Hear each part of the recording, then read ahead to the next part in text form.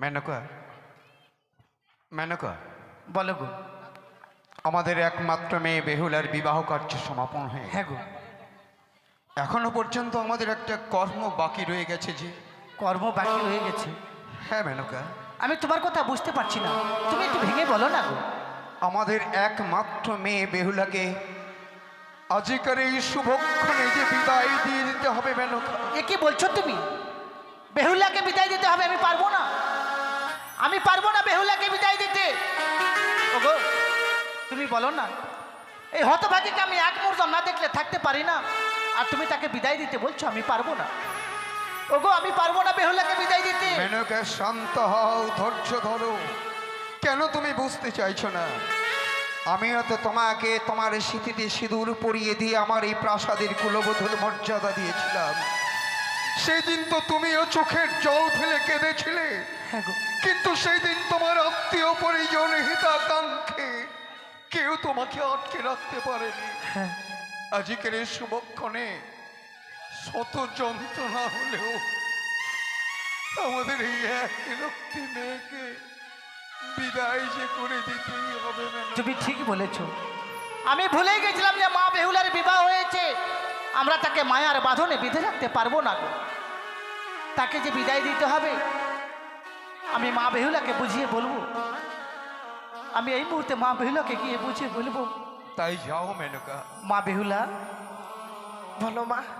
আজকে দিনে এই বিয়ের মণ্ডপে সবাই ছিল মা, তুই একবার চেয়ে দেখতো মা, বিয়ের মণ্ডপে কেউ কি আছে মা? দেখতো। কেউ তো নেই মা। হ্যাঁ। কেন মা? কেন কেউ নেই জানিস মা? কেন?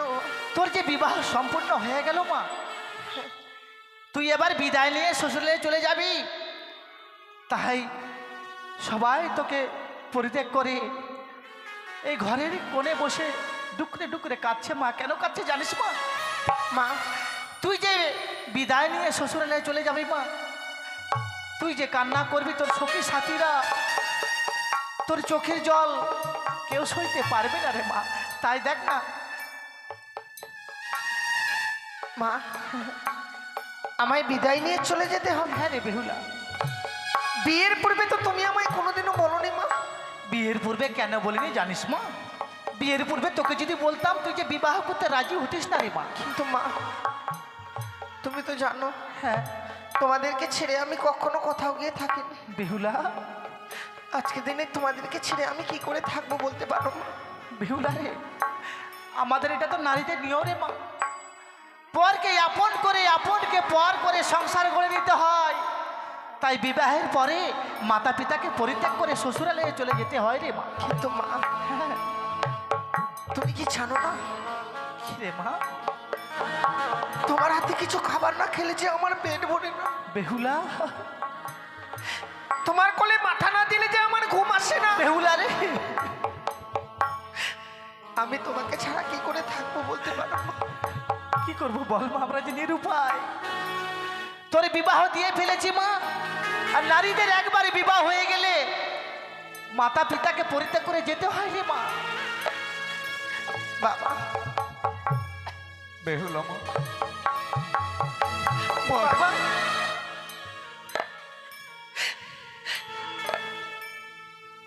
তুমি কিছু বলবে না?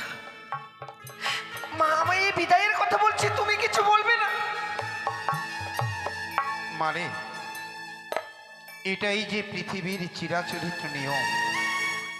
ছোট থেকে মেয়েরা বাবা মায়ের ঘরে বড় হবে, যখন এই বিবাহ যোগ্য হয়ে যাবে, বিয়ে হয়ে গেই বাবা মা আত্মীয় পরিজন যারা আছে প্রত্যেককে ত্যাগ করে শ্বশুর বাড়িতেই চলে যেতে হয়।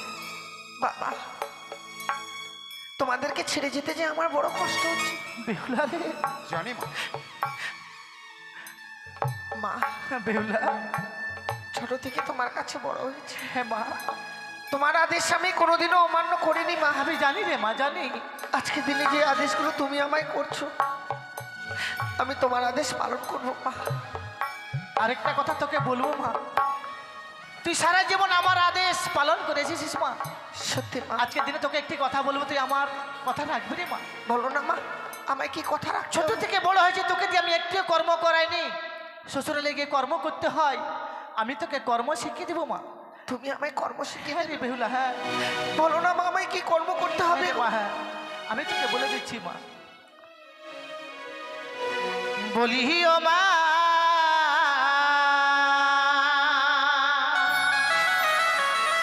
বেহুলা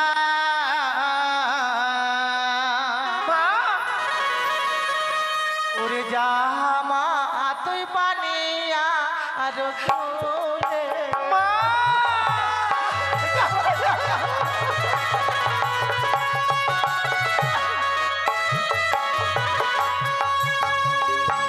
বলি ও মা বেহুলা,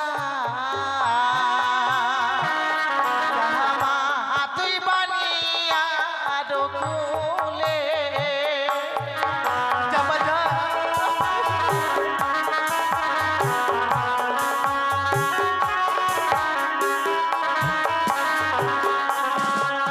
ওরে সকালে বেলা ও মা বেহুলা, সকালবেলা মা তুই দিবি ঝাড়ো ঝাঁটি। আমি তাই করব।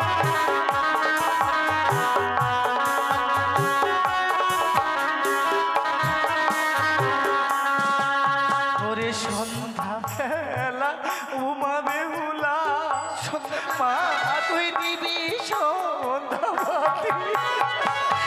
তাই করবো মা।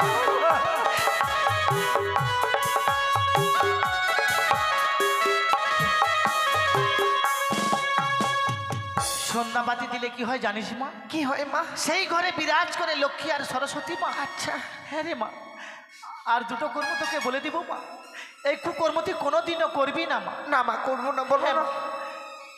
যেই বা নারী সন্ধ্যাবেলা কাটে কলার পাত, সেই না ঘরে মা লক্ষ্মী করে না বিরাজ। মা যেই বা নারী সন্ধ্যাবেলা ঝাড়িয়া বাঁধে কেশ, সেই না ঘরে দুঃখের নাই কখনো শেষ মা। এই কুকর্ম তুই কোনোদিনও করবি না মা। ছোট থেকে বড় হয়েছে মা, তোর জীবনে যতই দুঃখ কষ্ট আসুক মা। তোমার আদেশ পালন না করে আমি থাকিনি গো। হ্যাঁ রে মা, হ্যাঁ আজকে দিনে যে কর্মগুলো তুমি আমায় শিখিয়ে দিলে, হ্যাঁ, সেই কর্মগুলো আমি শ্বশুরালয়ে গিয়ে অক্ষরে অক্ষরে পালন করবো মা। তাই করবি মা, তাই করবি। কোথায় বলে না কি বল? যে সংসারে সুখী হয় রমণীর গুণে, আমার সে সংসার দুঃখী হয় রমণীর কারণে। ঠিক মা, ঠিক ঠিক। জীবনে এমন কোনো কুকর্ম কাজ করবো না মা, যে কর্মের ফলে আমার জীবনে কোনো অমঙ্গল আসে। বাবা আমি তো বিদায় নিয়ে চলে যাব, বিদায়কালে কয়েকটি কথা বলে যাই বাবা। বল। মা হ্যাঁ মা, বাবার এখন বয়স হয়েছে জানো, হ্যাঁ রে মা, হ্যাঁ। এই রাজপ্রাসাদে সবাইকে নিয়ে এত দুশ্চিন্তায় থাকে, যে মানুষটা সময় মতো দুমুঠো খাবার পায় না। বাবার সময় বয়স হয়েছে বলে সে সময় মতো কাউকে বলতেই পারে না, মুখ বুঝে থেকে যায়। আমি তো বিদায় নিয়ে চলে যাব মা, বাবাকে তুমি সময় মতো খেতে দিও। বাবা বেহুলা মা, তুমি তোমার শরীরের খেয়াল রেখো বাবা, এবার আমায় বিদায় দাও, আমি যে শ্বশুরালয়ে চলে যাব বাবা। বিদায় বলতে নেই মা, এই শুভক্ষণে বলো আসি আমি।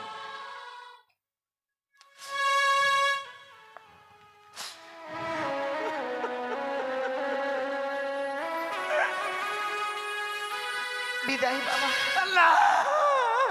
বিদায় মা। জানি না জীবনে আর কোনোদিনও ফিরে আসবো কিনা, আজকের দিনের এই বিদায় মনে হয় আমার জীবনের শেষ বিদায় মা। বেহুলা মা অমন করে বলিস না মা। বিদায়ও জানি না করে রে বাবা মায়েরা, বিদায় গো।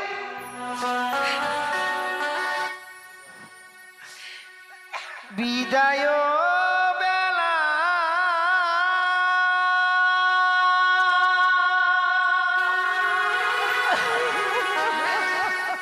রেখে যাই গো বাবা।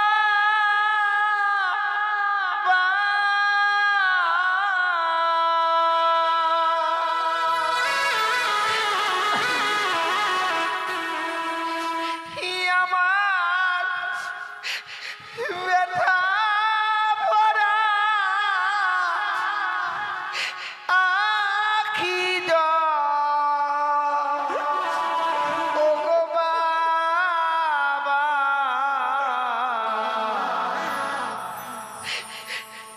ব্যথা ভরা আখি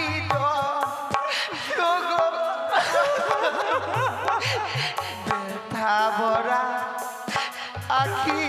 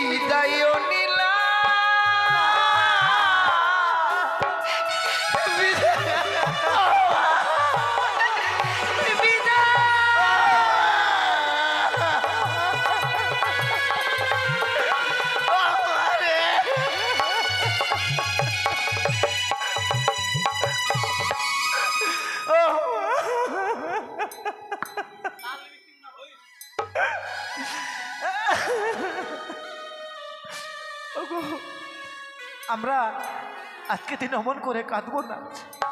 চলো না আমরা বেহুলার জন্য মঙ্গল কামনা করি। বেশ তাই চলো। হলো আত্মীয় স্বজনকে কি করছে, বৃষ্টি চলে এসছে।